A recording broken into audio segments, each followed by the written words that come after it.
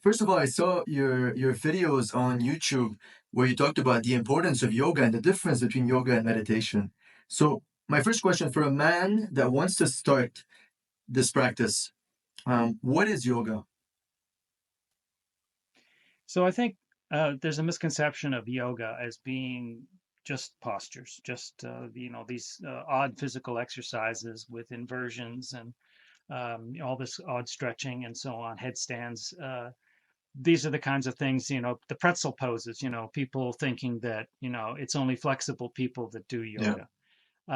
And of course, there's certainly a demographic around yoga. The majority of practitioners of yoga are still very much women. In different countries, this varies anywhere from 70% to 90% of yoga practitioners are women. So, and the other thing that complicates this is the media portrayal of this. When a magazine wants to put a yoga pose on the cover, they don't choose an old man who's a little bit obese. They choose a very young, beautiful woman doing a pretzel pose. And of course, that portrays this image of yoga is for flexible, thin women, and that is a very complete misconception of yoga's applicability. It can be practiced by any population, children, the elderly, people with disorders, and that is a misconception. So the dominance of this idea that yoga is just these pretzel poses is different than what traditional yoga is. And traditional yoga is still alive and well in the population. You can get traditional yoga practices. And traditional yoga practices incorporate not just the postures and exercises, but also breathing techniques, especially long, slow, deep breathing. The sense and cultivation of the ability to relax your body, and then finally, from an academic and scholarly point of view, the most important component of yoga is actually the meditative component. Meditation is a key component of yoga practice, of traditional yoga practice. So, yoga consists of all four of those components: the postures, the breathing, the relaxation, and the meditation component. Um, and so that is what yoga is. And yoga provides benefits across a broad spectrum of human functioning.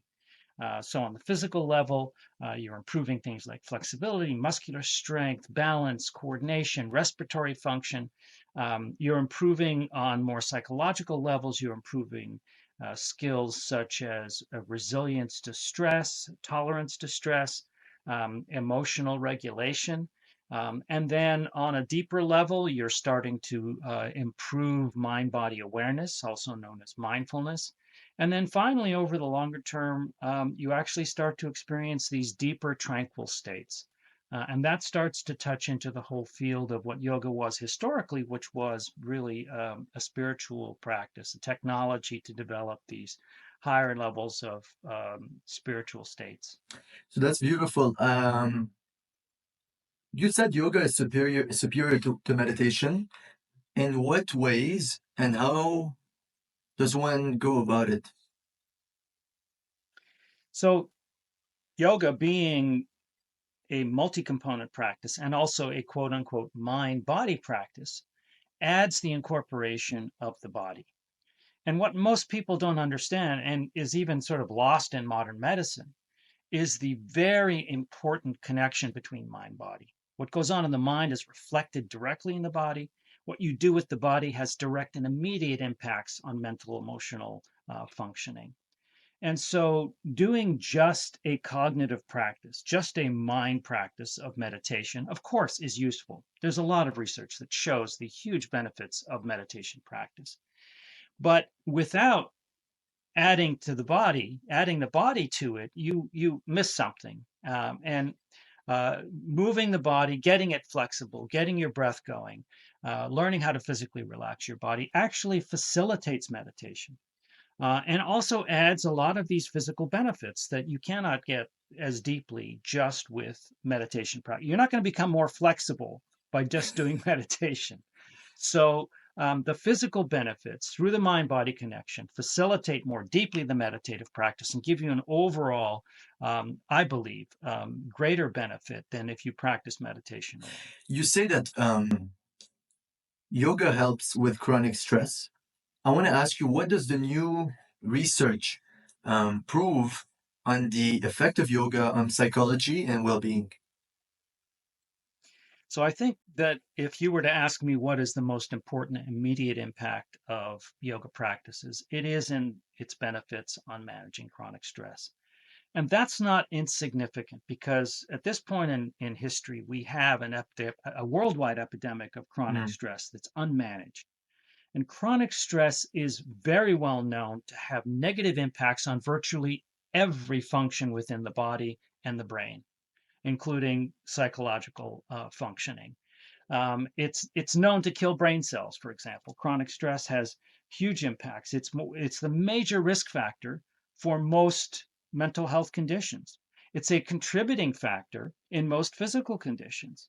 So the fact that yoga is very good at being able to manage chronic stress, both on the physical level in terms of its physical manifestations of stress, but also the psychological manifestations of stress, really is in some ways unique because modern medicine has nothing for yeah. chronic stress. In fact, one of the biggest problems faced by medical practitioners in modern society is their inability to cope with the stress of their profession. Burnout is a huge challenge in modern medicine. If they had drugs or surgeries that could fix that, they would have used them. They don't exist. And so yoga provides something that modern medicine simply does not have, and for that matter, modern society does not have.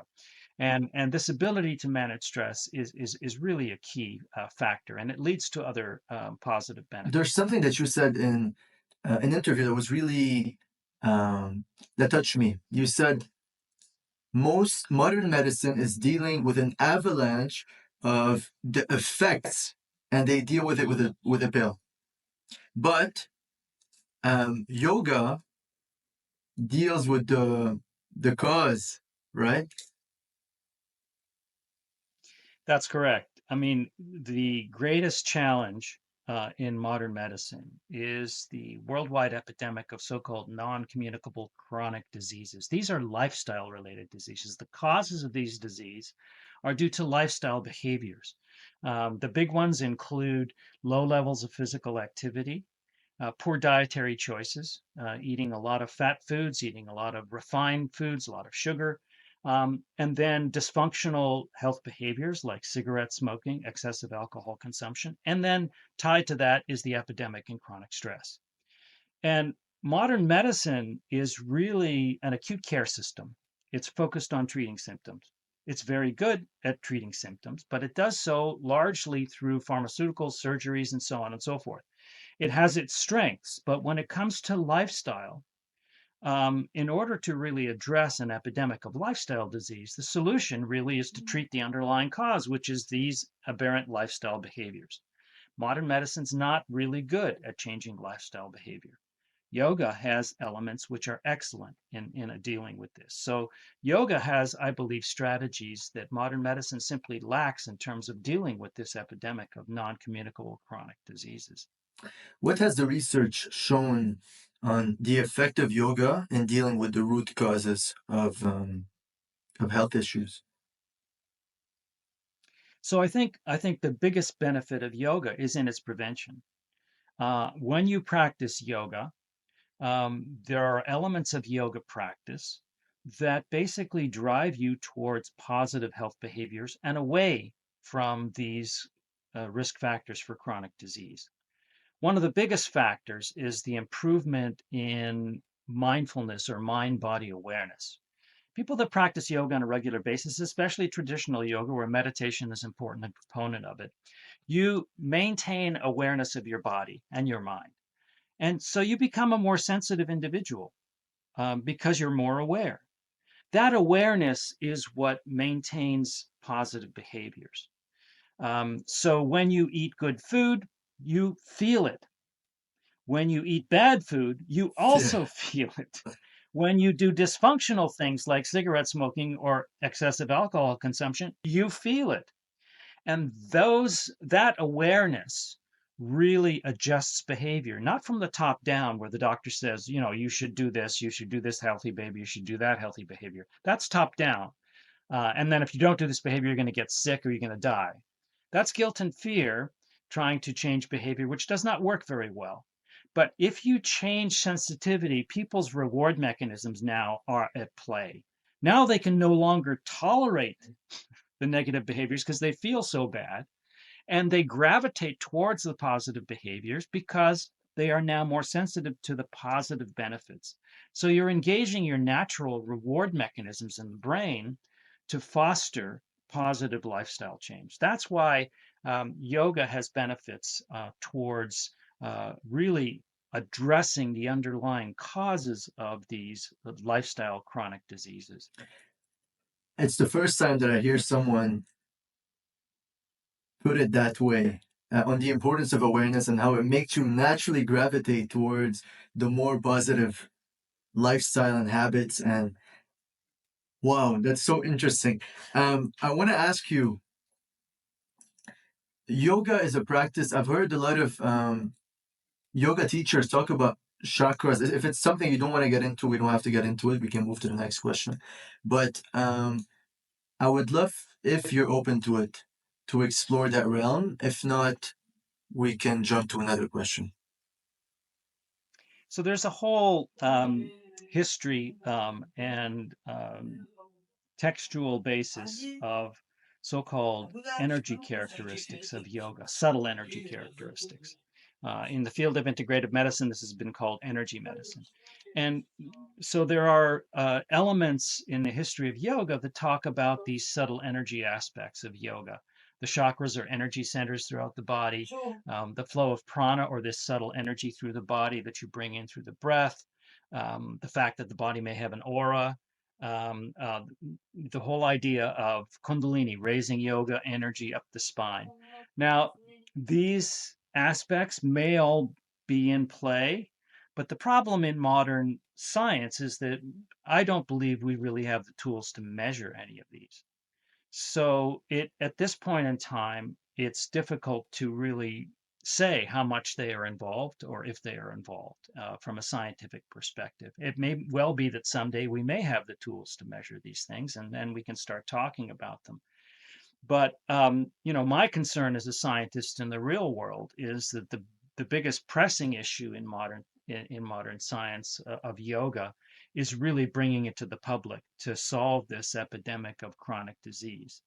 And I don't think that research in that area is really going to help us much. So let's say I come up with a definitive experiment that shows that a chakra exists. What am I going to do with that? I mean, is that going to help someone with type 2 diabetes tomorrow? I don't think so. So I'm much more practically oriented with respect to the importance of what we should be doing with yoga research at this point in history.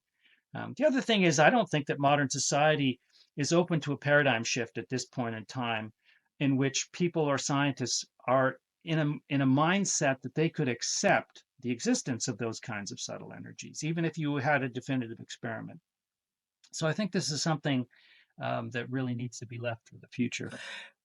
Mm. I saw the experiments you did with neuroimaging and showing the effect of yoga on brain plasticity.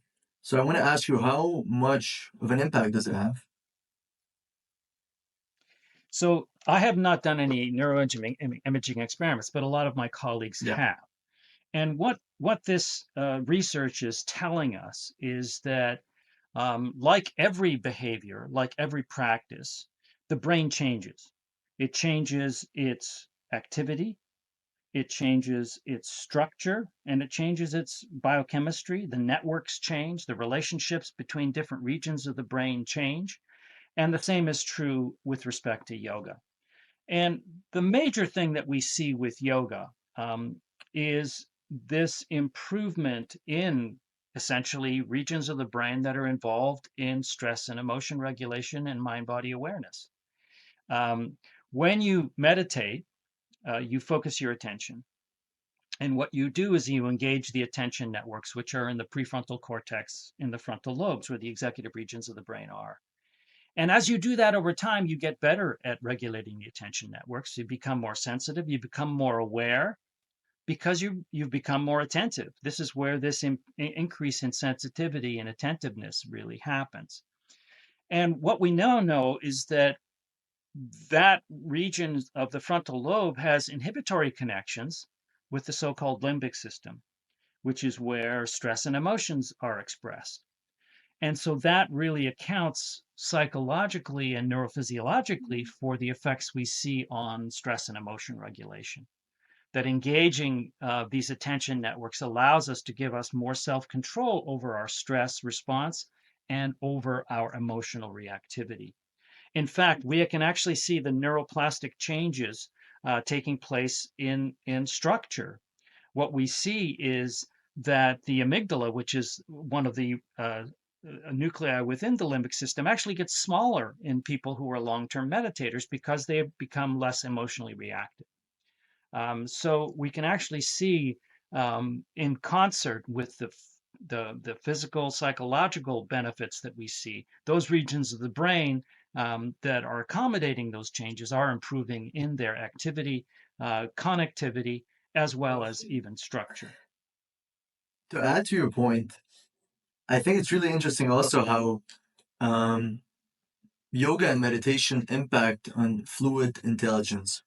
Um, Before we jump into that, could you explain what is fluid intelligence and then the impact of meditation on it?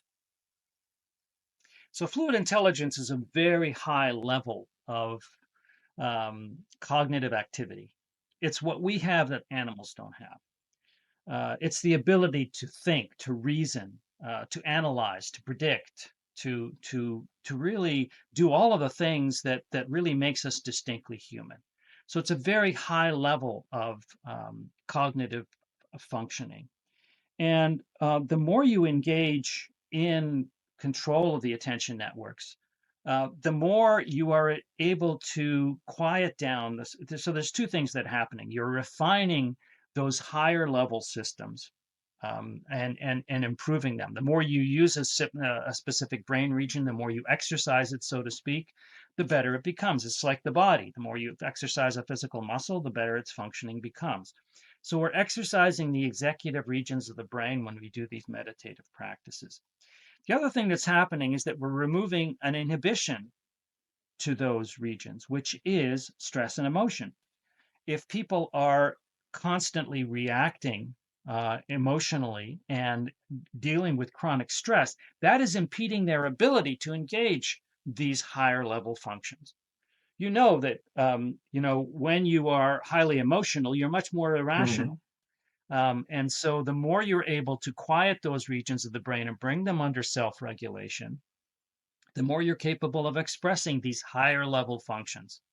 If you're constantly having to deal with chronic stress, that is taking up a lot of brain resources, a lot of brain energy, if you will, literally, and taking away from your opportunity to really exhibit more rational, higher level functions like decision making that really makes us distinctly human. Mm. It's an intuitive question that popped to mind, but how did your journey with yoga start? So my journey with yoga, it came through indirectly in some ways through the idea of the spiritual aspect of the states of consciousness and so on. I mean, I was a child of the late 60s and 70s with the counterculture movement, and we were experimenting. And the substances we were experimenting with gave us these glimpses into these deeper states of consciousness, this deep sense of unity, of oneness, tranquility, peace that comes with some of these hallucinogenic agents. And what these agents are doing is that they're artificially activating those networks and regions of the brain that produce those deeper states of consciousness, these very powerful spiritual states. And that experience led me through my sort of academic interest to go to the library and start reading on what these experiences were. And that led to the discovery that there was a whole, mm, you know, uh, long list of different types of contemplative practices that could lead to these types of states. And so I was reading books on meditation and reading books on the mystical states of consciousness. And when I came across one book, it said, the advantage to yoga is that it's not just working cognitively, it's working on all of these levels, as I've said before. And that made a lot of sense to me. And so I immediately started looking for a yoga practice, and I happened to find one at the university I was at, which happened to have, odd as it seemed in 1971, a course on yoga. So that's where I began, and that's what led me to this practice. And there is a subset of people, it's small, maybe 5% of people come to yoga for its spirituality possibilities. But interestingly, surveys are showing that although it's only 5% of people who start yoga because of spirituality, those people, when they're asked after they become regular yoga practitioners, why are you continuing? That percentage grows about sevenfold because many people come to yoga practice for sort of more mundane reasons. I want to manage my stress. I want to be less emotional. I want to be more relaxed. Um, but then as soon as I want to fix my knee, I want to fix my shoulder. I want, I've got back pain. Those kinds of reasons are really dominant. I want to get more exercise. I want to have more fitness and wellness. But then as they start to practice traditional yoga, they start to experience some of these deeper tranquil states. And suddenly those become extremely valuable because they are life changing. People start to go through a transformation. They change their perspective on life. They start to see that their materialistic goals in life are not so valuable, and they adopt less materialistic goals in life. And they also experience accordingly a sense of deeper well-being and life satisfaction and life purpose and meaning. Before, first of all, your story is beautiful. The fact that you went through the hallucinogenic route, then you went through the more natural route. There's a few questions that pop to mind. The first one is that state that you felt at first, did you feel it naturally after? So I can't say that I really had the depth of that experience again, but what I did have was this sense of well-being, a deeper sort of pervasive groundwork of well-being and uh, feeling feeling more positive psychological states on an ongoing basis.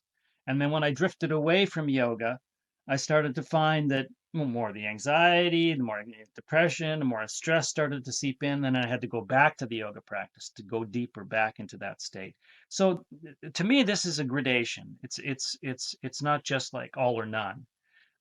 There's a whole sort of a gray area in between where it's graded, and the more you practice yoga and the more regularly you practice yoga and the longer you practice yoga, the more these deeper spiritual type experiences and benefits are with you.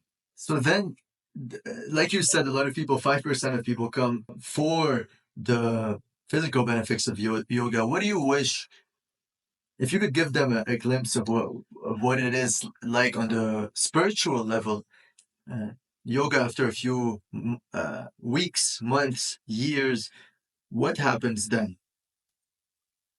Yeah, so you can definitely conceptualize the benefits of yoga practice on a temporal scale. So on the short term, and we're now talking about within minutes or certainly over a yoga class, there's this induction of this sense of peace and quiet, this sense of stress reduction, this sense of emotional equanimity, quietude. Um, and this has been called the relaxation response by the late Herbert Benson, meditation researcher. And this is the opposite of the fight or flight response or the emotion response. And we induce this through these types of practices, through all the four components of yoga: the postures, the breathing, the relaxation, and the meditation component. And so that's why people go to yoga. They have a hard day at work, they go to yoga class in the evening, they get to relax much more, enjoy their evening much more because they've quieted down, a lot of the other systems, they've made themselves feel physically better. So that's on the short term. Now, as people practice regularly, and now we're talking about regular practice over weeks and months, people start to develop these skills. these skills of self-regulation of stress, the ability to tolerate stress more, to bounce back from stress, to be less emotionally reactive, more control of their emotions, more mindfully aware, more mind body awareness, more sensitive to the consequences of their actions. Uh, Fluid intelligence increases. And so this enables people to function better on a day to day basis. Obviously, if you're less stressed and less emotional, you're living a lot more comfortably in modern society. And so that's why people maintain their yoga practice on a regular basis. Now, what typically happens, and not to everyone necessarily, but more often with longer term yoga practice, and now we're talking about months and years of really regular, dedicated yoga practice, people start to encounter these deeper psychological states. At first, it might be a sense of peace, tranquility, calmness, but then that starts to get a little deeper. There's a sense of oneness, a sense of being one with Mm. everything. That deep unitive state of consciousness that's been also called transcendence. Um, that is very powerful. It is a very, very unique experience. It is unlike everyday waking experience. And once you've had a glimpse of that experience, even if it's just for a few seconds, it is so powerful and so different from everything you've had before or experienced before that it is really life changing. And so people go through a transformation, I believe, due to these brief experiences, these brief unitive states. And that changes their perspective on life. In fact, people will say things like, yoga changed my life. And that's a very profound thing to say. What they're really referring to is a change in their perspective on who they are, what their relationship is to the universe, what their goals are in life. They typically shift, as I said, from materialistic goals to non-materialistic goals. They have much more positive psychological states, much more kindness, much more compassion.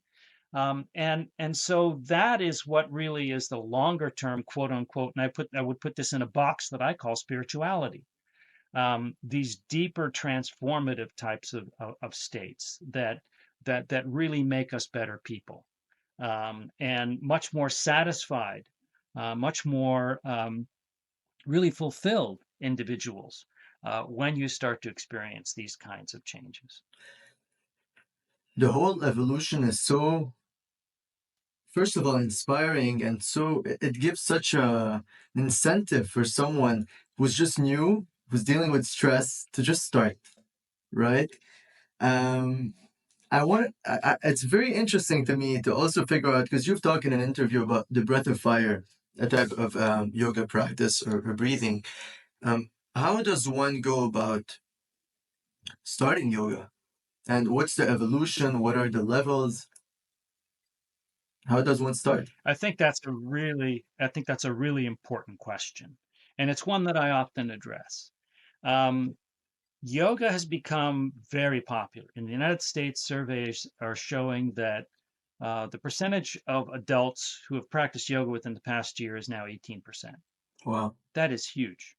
That is a major movement in the culture. Now, admittedly, a lot of that yoga is just postural yoga. It's just focused on just the physical stuff. There's no meditation, there's no breathing, there's no relaxation. It's just you do your sweat and you get Yeah.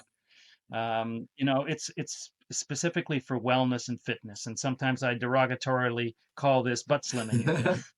Um, and that's fine because a lot of that yoga ultimately leads people, even the postures themselves have this mind body effect, and they start to experience these deeper experiences, and that makes them want more of those, and then they transition into traditional yoga. So, in a sense, the limited forms of yoga actually can serve as a gateway to the more traditional forms of yoga practice. So, I think it's important when people want to begin a yoga practice, they need to identify what their goals are, what they want. If they want the deeper stuff, then they should practice traditional yoga. And I always recommend traditional yoga because it gives you more options. I mean, it gives you all those four practices, not just the postures and exercises, but all those other three very important practices. And that does two things. Number one, you're doing more things that benefit your mind and body. And second of all, you now have a palette to choose from. Yeah. You now have multiple things because different people gravitate towards different mind body practices. One person who begins a traditional yoga practice might really get into the postures and really emphasize that in their practice. And the beauty of yoga and the beauty of any mind body or behavioral practice for that thing is engagement. If you don't practice a technique, a physical or mental technique, it doesn't work. This is this is the major flaw in behavioral medicine. People actually have to do something. The more you engage, the more benefit you get. So the fact that yoga has these four components, people can gravitate to which one ever they feel like they want to practice more of, and that means more engagement. Whereas if you just give someone just a physical yoga, that's it. You either like it or you don't. And there's so many people walking around out there who said, "Yeah, I tried yoga once."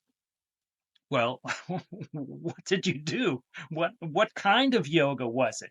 Was it just postures? Was it a hot yoga class, a power yoga class? What was it?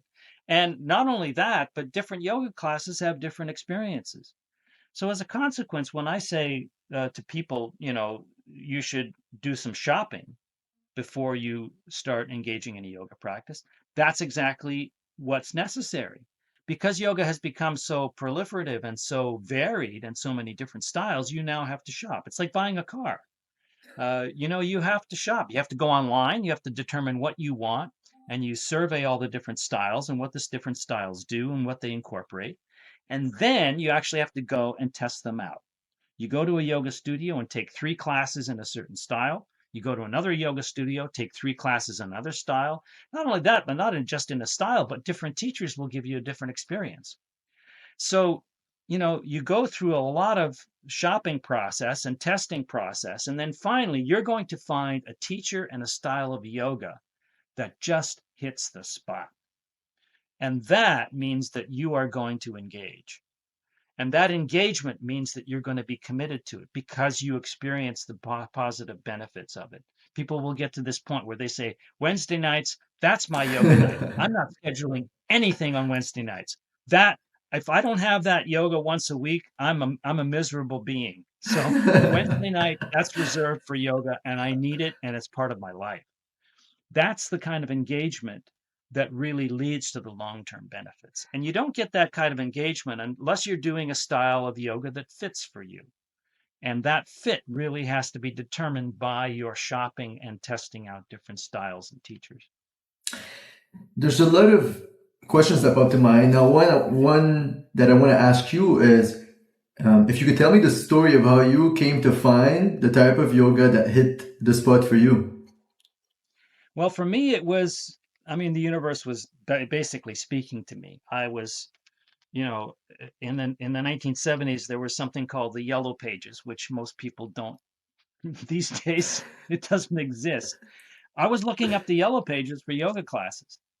And I was an undergraduate student at the University of Toronto, and I walked into one of the student lounges and just happened to be in on a conversation with some of my fellow students who were talking about a yoga class on campus for credit.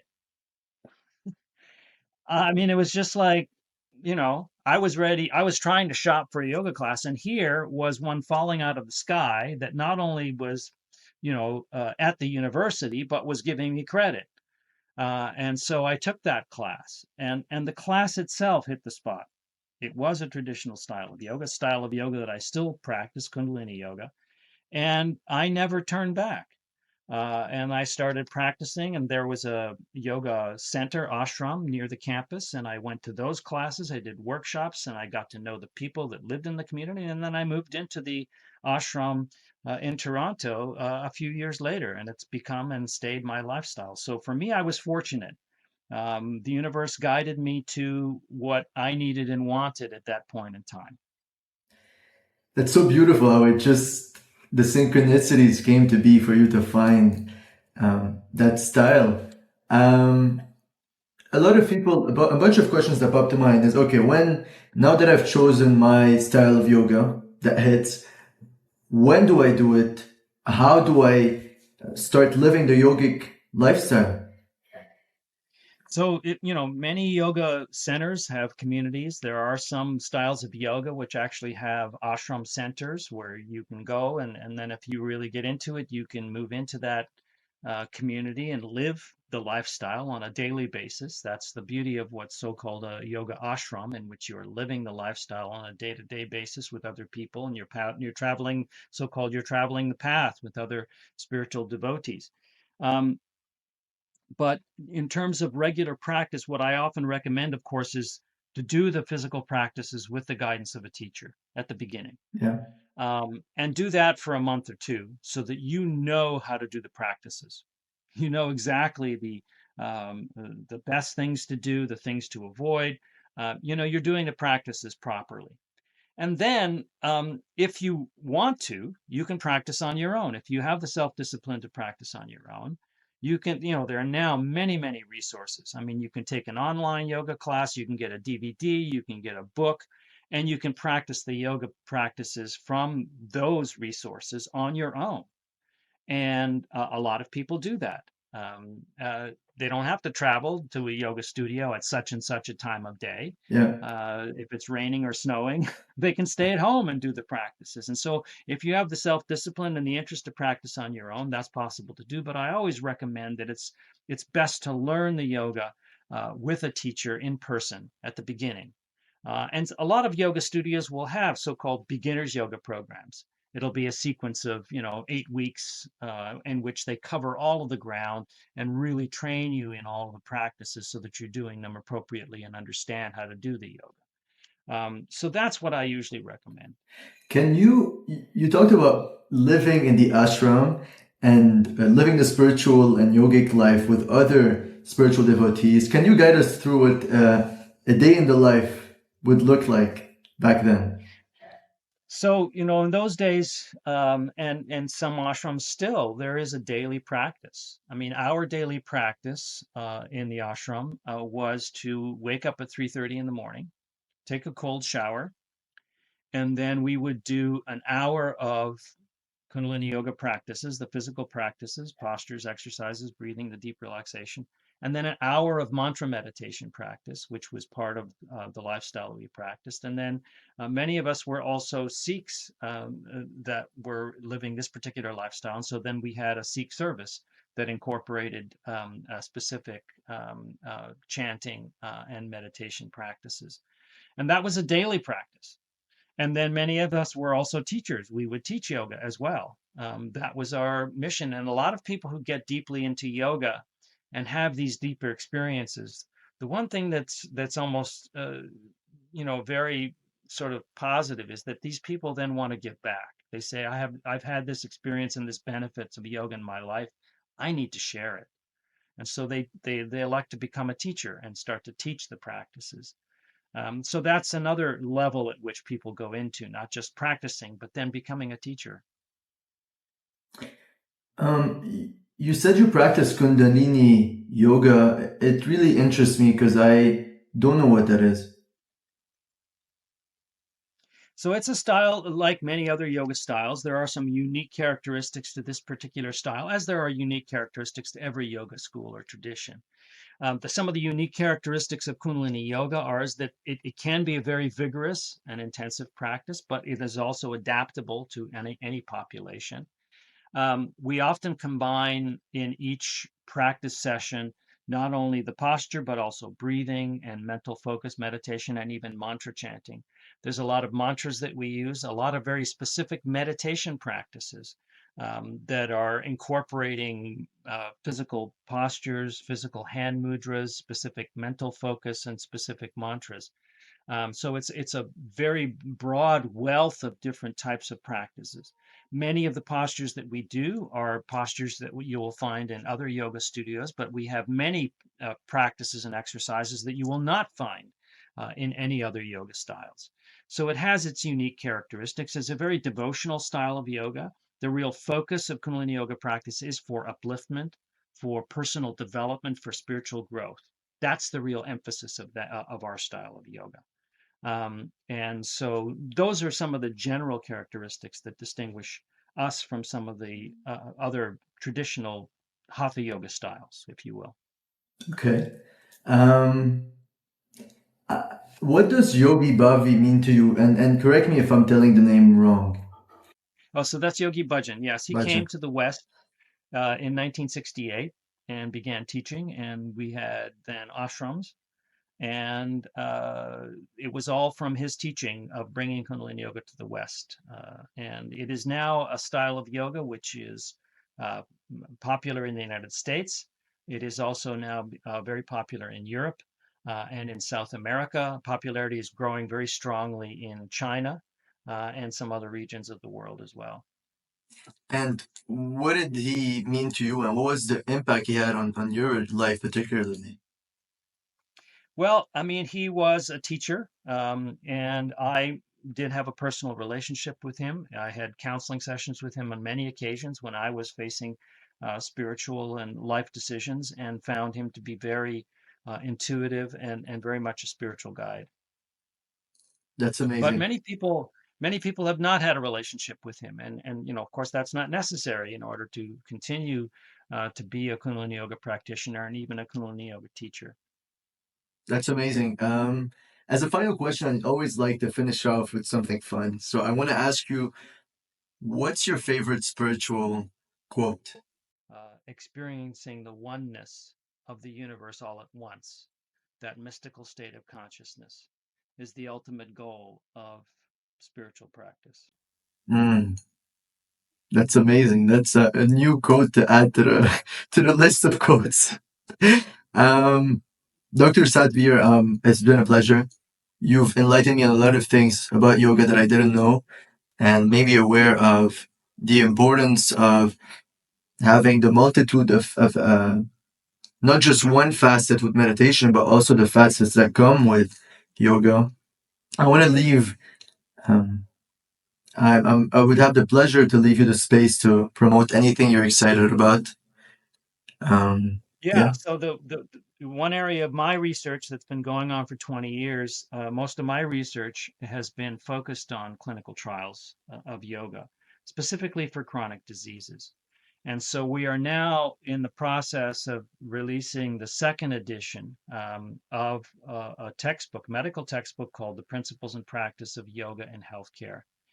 This has over 70 yoga researchers internationally who have contributed chapters in this book.